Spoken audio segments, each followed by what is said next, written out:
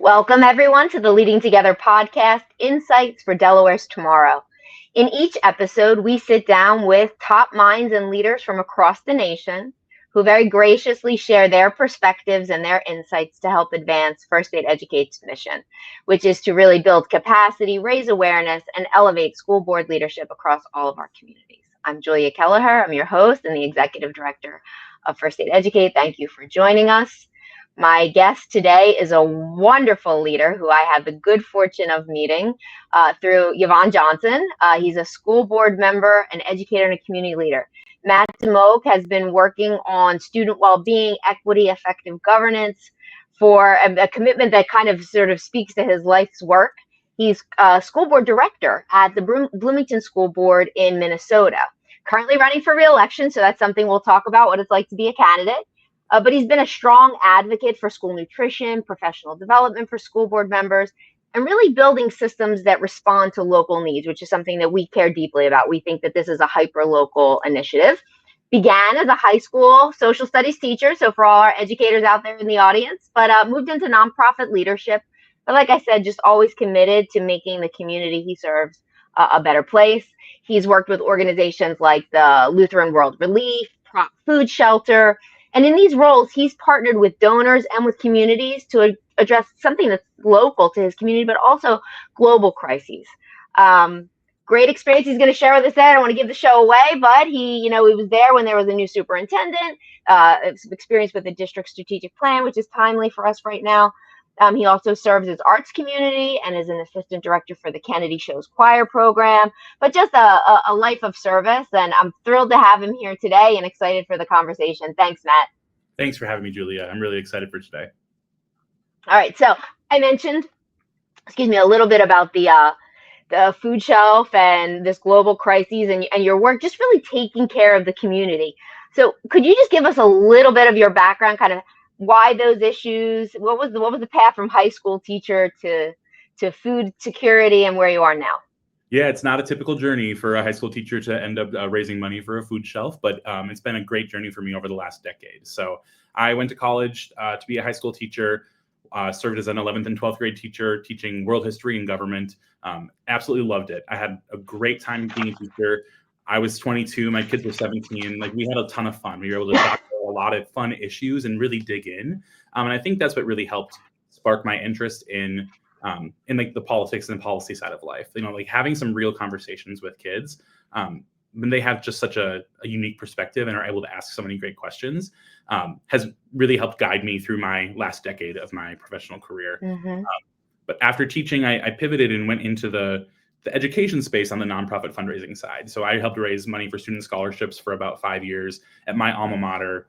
And then during COVID, transitioned back down to living in the Twin Cities. And when I did that, I started working for a couple different organizations that were really focused on providing food insecurity for folks across the country and across our communities. So currently I serve as the Director of Development and Communications for the Food Shelf based in Minnetonka, which is a suburb of Minneapolis, about 20 minutes from Bloomington.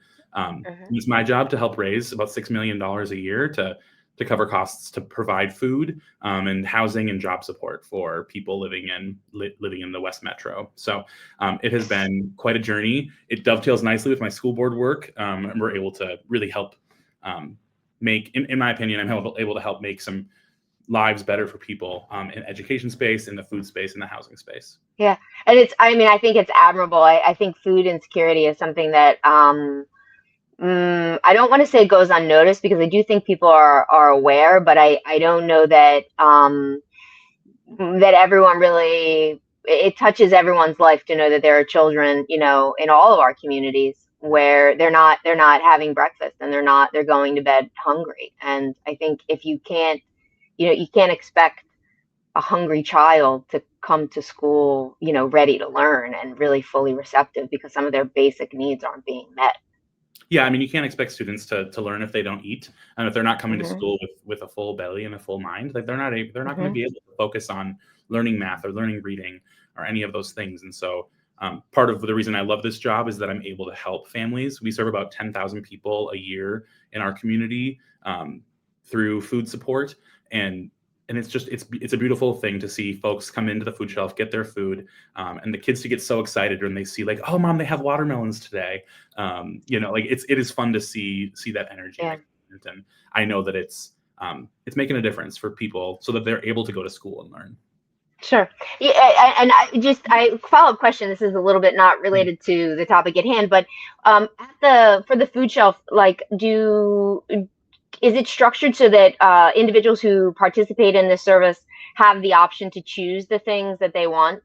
Or which is really, really nice. It's 100% a choice grocery store. So you walk in and we have shelves and fridges and freezers of food for people to just select, just like they were going to the typical grocery store. They're able to start with their produce and then move to the freezer section and the fridge section. And each person walks out of there with about 22 pounds of food per person in their household. So a family of 5 is walking out of there with a little over 100 pounds of food. They can come back twice a month, which isn't going to cover everything for these folks. This is a supplemental program. And in the world that we're in right now, where everything is getting more expensive and getting harder to find the support for folks, every pound matters. So 1,000%. Yeah. So how, like, what's the parallel here, and how is this awareness and understanding of the importance of nutrition and food security kind of shaped what the school board does? I mean, are there breakfast programs, lunch programs? I mean, there was recently legislation in Delaware to make breakfast and lunch more accessible to students. Always comes with a fiscal note, but really curious about your perspective on how those issues have been navigated in your community. Yeah, so during the pandemic, Minnesota moved to providing breakfast and lunch for students across the state. And then that went away for a year, and we saw a huge dip in our students' ability to get breakfast and lunch every day, to come to school ready to learn. And so as a state back in 2023, we implemented a free breakfast and lunch program for all. And as a school board member, that makes me really grateful that the state has invested in this way, because we can't expect those kids to come to school and learn if they're not able to have that food. And so every student that's coming into those buildings is able to get free breakfast. They're able to get free lunch. It's covered by the state right now. And, I hear from teachers, I hear from families that, like, this is making a huge difference in the lives of our students. Students are able to focus on learning. They're able to not stress about where's my next meal coming from, because they know they're going to get a hot breakfast and a nice hot lunch every day if they want. So yeah, it's so important. I mean, these, we're all taught in school about, Maslow and, there's this higher order of things, but really I think it's wonderful that it's so present in your work. Another aspect, though, I think that is kind of related to we've been talking about food security, but it's also partnerships, how the district and schools can partner with nonprofits. Kind of, can you talk us through what it's like, what your experience has been, or what you think really works when schools and community leaders or nonprofit organizations are kind of in this together? Yeah, I mean, it's a fight that we can't focus on alone. As a school district, we can't do it alone, and as a food shelf, we can't do it alone. So I have the unique spot of serving in a school district that's not the same district that I work at my food shelf in. And so the food shelf that I work at, we partner with one of the school districts here, and we have 3 school markets in school buildings. So students and families can set up a weekly appointment to come in and get food assistance at the end of the school day, where they shop it's like a mini market. They come in, they get their food while the parents are picking their kids up from school that day. So I think that model is really helpful because it's helping to meet people where they're at. We also are able to give them other resources. So they're not, they don't have access to the full breadth of the services that we offer at the food shelf. So we're able to help connect them with those resources so that they can visit the school market. And if they need to come in for a full food appointment over at the food shelf, they're able to do that. Yeah. In the district that I am on the board in, we have an incredible food shelf organization that's very present. They work on weekend bags for kids. They help provide a lot of additional supports for families. And they're very present. And I think that that's a huge part of it for us, is that the presence of these community partners in our schools is a great gateway for folks to be able to see, like, oh, I'm struggling and there's someone here to help me. It helps eliminate that barrier, I think, which is really important. There's a lot of shame, and wrongfully so, I think. People shouldn't be shameful in needing support right now. But there's a lot of shame in having to ask for help. And so the easier that we can make it, the more available and present that we can be as community organizations in districts, I think that's just going to help us overall. Yeah. The point about the feeling uncomfortable asking for help, I think is an important one. And also the phrase you said, meeting people where they are, I think that's also important. But what my life has taught me is that, the worst of things can happen to all of us Yes. unexpectedly and often undeservedly.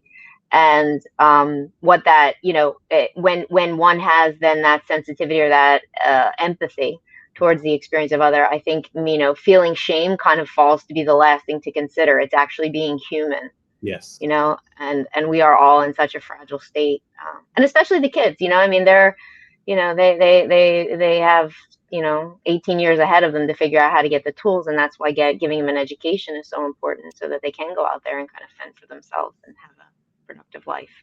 Yeah, and I mean, I truly do believe that having access to food and shelter is such an important piece of education. It's something that our Mhm, schools are able to partner with other organizations to help get those kids ready to learn when they come to us. And so I do mhm, think it's such an important piece of what we do. And I'm grateful to both live, work, and serve in districts that mhm. are helping to help close that gap. Yeah, I mean, that's from our first conversation, I remembered. I mean, that you just have had a life of service. I mean, that's this thing you're saying it, just naturally, but you really have. It's really admirable that you've dedicated so much of what you do to really being, a contributor and someone who builds up the community that you're part of. Well, that's very kind of you to say. It Yeah, is, yeah, I'm lucky to also serve in the district that I grew up in. So I'm a hmm, product of the school district that I'm on the board of, and yeah, it's been fun over the last, I'm 33. So over the last 27 years of going to school, to be able to see how the community has changed, but also how the community has sure. continued to step up and support Hmm. kids of all backgrounds and making sure that they can learn. That's fabulous. Yeah, one final point on this, because I do want to talk about your running again. So, I mean, you have served and continue to want to serve. But one thing that I like about the nonprofit partnerships and the community partnerships with the community is that it really does, and I'm curious, this is the question, have educators responded in a way of with positivity? Because a lot of times fixing every problem that society has kind of been thrust upon teachers and schools, right? And like that's not what they went to school for. That's not, we don't have budgets that Yeah. allow us to do that, right? And so I think to me it seems like these partnerships are really helpful. But I'm curious, like, do teachers find that like the students and the families are doing better, and that makes them able to do their jobs?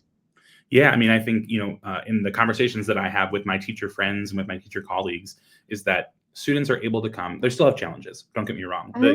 Having free breakfast does not fix every challenge that a student's going to have, but Hmm. it's one of the big challenges that we could systemically fix to Yeah. help our students be able to learn better. I think especially at Hmm. the elementary school level, when those students are coming in, they're getting a fresh breakfast, and then they have that energy and excitement to dig into Yeah. learning. Yep. Um, in Minnesota, we're focusing right now. We have the Read Act that is really helping to revolutionize how we teach reading. Hmm. And I look at that stuff and I'm like, yes, this is really important. And I wouldn't be able to do it as a 33-year-old if I didn't have Hmm. breakfast. So Right. asking a 6-year-old to do so, I think, Hmm. we're seeing those benefits right now, and staff are feeling those benefits. Hmm. We still have a long way to go. There's still a lot of challenges ahead of us, but this was one thing that I think the state could invest in and did invest in that is having really Hmm. good outcomes. All right. So yeah, let's talk about that. The challenges ahead. So you finished this term, right? You've learned a lot. I'd love to hear what was what are some highlights? What was the best part of this? And then why run again? Why continue to serve? What's the motivation?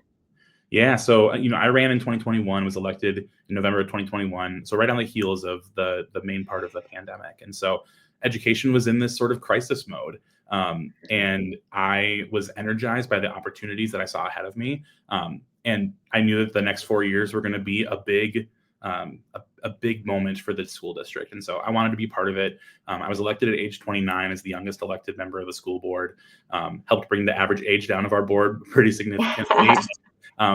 I also am in the schools most days. And so I help coach the show choir program at the high school. I help run the theater program. And so I was, working with 125 kids every day and their families. And I wanted their perspectives to be at the board table. So that's why I ran the first time. And I Hmm. have loved my first 4 years on the board. We've gotten to do some really incredible things here in the district. So a new superintendent had just been hired when I was elected. And so I got to onboard a new superintendent.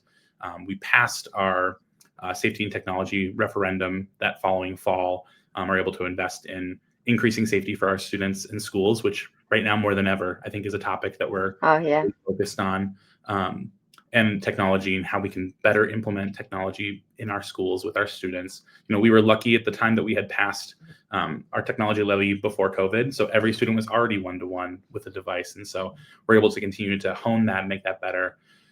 We passed a new strategic plan where we brought 100 different community members together to see what we wanted the district's guideposts to be for the next 5 years. It's been incredible to watch that process unfold and then to be in the implementation phase right now, and all of the ways that we are helping to reshape conversations that we've been having. It's been super cool to be a part of that.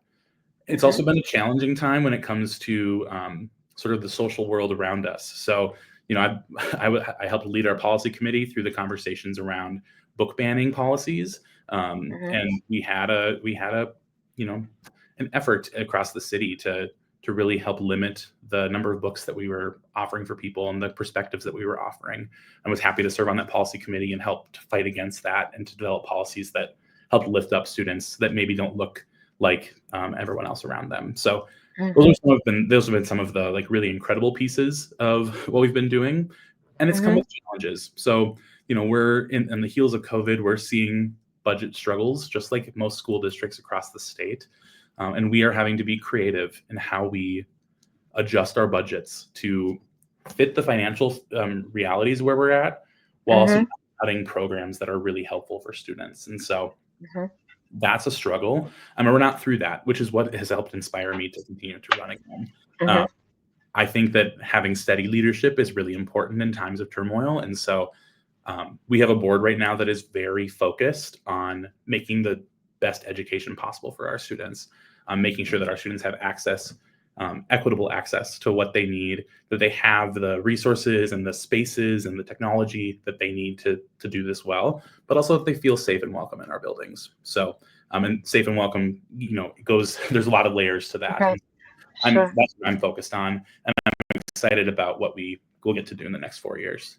So the strategic plan that you were able to, I guess with the 100 the interested parties who came and all of the district representation on the board, they set, I'm guessing, a number of goals, right? And now you're working towards the implementation. Where are you in the implementation of that strategic plan? When was it? They usually run like 4 or 5 years, right? So I don't know when it finished, but kind of where are you in that process? Yeah, so we are finishing up year 2, starting year 3. So we're right about in the middle. So we've put together the plan, we've put together the KPIs, and started to put the strategies under the KPIs. And so this year is really, I think, first full year of implementation. So we're seeing some really great momentum. We don't have results yet. We don't have final results because we're still working on it. But in the first year and a half, 2 years, we've seen some really great momentum. We've seen our test scores start to make shifts in the right direction. We've been able to ask really good questions about if this is what our white students are feeling, what about our students who aren't white? What about our students who are coming from lower income households? So those pieces have been really helpful. I mean, I always find that whenever, whether it's in a district setting or anywhere else, right, when you have a set of goals, you have a roadmap, it really does help to orient people. And when everyone's rowing in the same direction, it just helps every contribution be more effective in terms of achieving the desired outcome, right? So the map is good, but I can understand that sort of, and maybe I'm wrong, but what I think I'm hearing is that, there was excitement around framing out the goals, and now since you're starting this year 3 and implementation is kind of going to go full force, you really want to see it all the way through and be part of the delivering on what it was that the promise was. Yeah. I mean, we're just beginning, and we know that the strategic plan will be the next 4 or 5 years, but we're really setting the groundwork for what the next 25 years will look like in Bloomington. And we've been able to make some pretty quick, I won't say easy, but quick decisions that have already had lasting impact. So last year, we unfortunately had made the decision to close one of our 10 elementary schools as an elementary school, but then repurpose that as our new early learning building, where the 900 plus preschoolers in the district were all in one building, as opposed to being spread across 7. And that was part of our strategic plan goals, was to figure out how we provide more equitable access to our programming, and having it in one building felt like a really great step in doing that. But it was one of the hardest things I've ever had to do, was to talk about closing an elementary school. And we have on the other side the celebration of this new space that gets to be an incredible place for learning for 900 plus kids a year. So I think the experience of closing schools is something that not everyone has had, and I think that it is challenging beyond words, because people bring so much emotion to that. It's so personal. Schools are so fundamental to the community, but it's great that you were able to repurpose it and turn it into something else. That wasn't an option when I had to engage in that work, and I think it was heartbreaking, and for myself included. But I think it's a good example of how your programming is adaptive and responsive. And I think there are probably some other examples where you've looked at the needs in the community and then figured out how are you going to pivot from where you are to say, okay, well, we've identified this new thing. We're not going to keep doing what we were doing before. We're now going to respond. What's that? How does that happen? I mean, it doesn't sound like it's very easy to do, especially in a bureaucracy.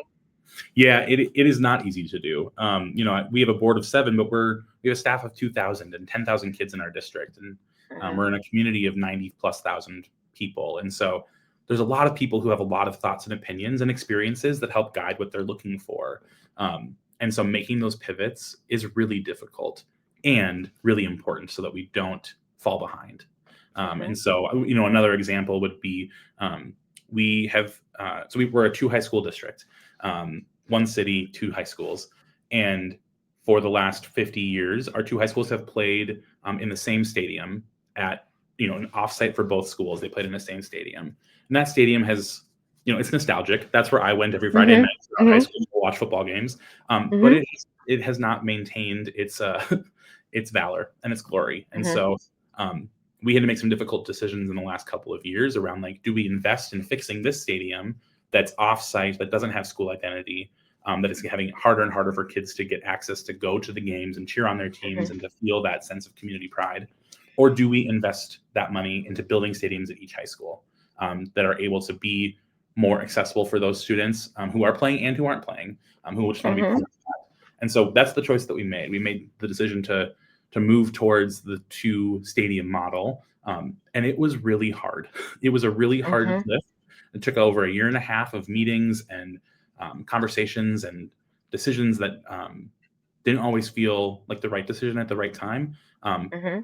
But it's where we landed. And like tonight, our Kennedy High School football team will play for the first time in this new stadium under the new lights at their home high school. Wow. It's going to be really incredible. We officially opened this week, and the soccer team had a great 5-0 Congrats. win. It was a wonderful way to do that. But I think that's just one example of okay, we have some hard decisions in front of us. We have some challenges. How are we going to pivot? And we are lucky that we have a community that is engaged, that wants to have those conversations, and that even if we don't always agree, we're able to get to an outcome that I think feels really good. Yep. So tell me just a range of number. How much does it cost to build a new athletic facility? Yeah, I mean, at a high school. I think the numbers based off of what I last heard, it was $8 million for the 2. So we had fields there that we were able to upgrade. And like, these places are beautiful, but it's not like you're walking into a college football stadium. So they're going to be fantastic high school stadiums for these kids. They're going to be able to be branded and have identity for each high school, which has never been able to happen at our shared stadium. So it's a lot of money that we were able to use from our long-term facilities maintenance fund. So it's not money that was taken out of the classroom. We were able to be creative in that way, which was really cool. So I think it's important too, and I'm glad you said the long-term maintenance. I think that's another. It's in Delaware, the way that capital is done is they go out for a referendum, and that's a whole nother topic. But I think the idea of building a new school or upgrades to an existing building or something like this that you're talking about with an athletic field. I'm not sure that if you're not sitting on, if you're not the CFO and you're not on the board, that really the first thing that comes to mind is this is how much it costs to build it. and then how much does it cost every year to maintain it, because it's not a one time. And I'm not saying that it shouldn't be done. I'm just saying that when we commit to doing something because we think that it's important, I think we have to commit to the whole thing. We can't just say, oh, I'm willing to pay the 8, but it can't cost me any more, because that 8 will be a waste if you don't keep it up. Correct. And we have to think about those long-term decisions when we're thinking about any of our buildings. So we've got 17 buildings across the district, and most of our buildings in the district were built in the 60s. And so we have great old buildings that we have been able to continuously upgrade and make better. And it's tough. It does not look like a brand new building. If we built a brand new high school at the cost of $300 million, Sure. It would look a little different. But our buildings, we've been able to, through that long-term facilities maintenance fund, really help make these spaces still incredible places to learn. It's awesome. Safe, that you have the technological aspects. And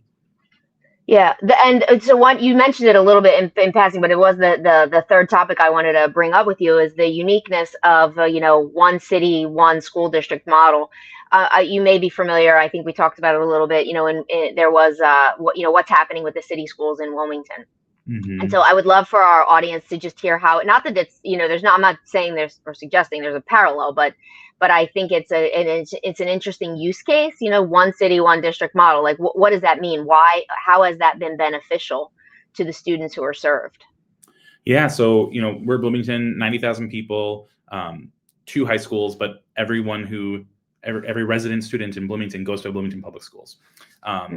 We are about a 10% open enrollment rate into the district. And so we do have folks from other communities, but our borders, our boundaries are the same as our city. And I've loved growing up in that way.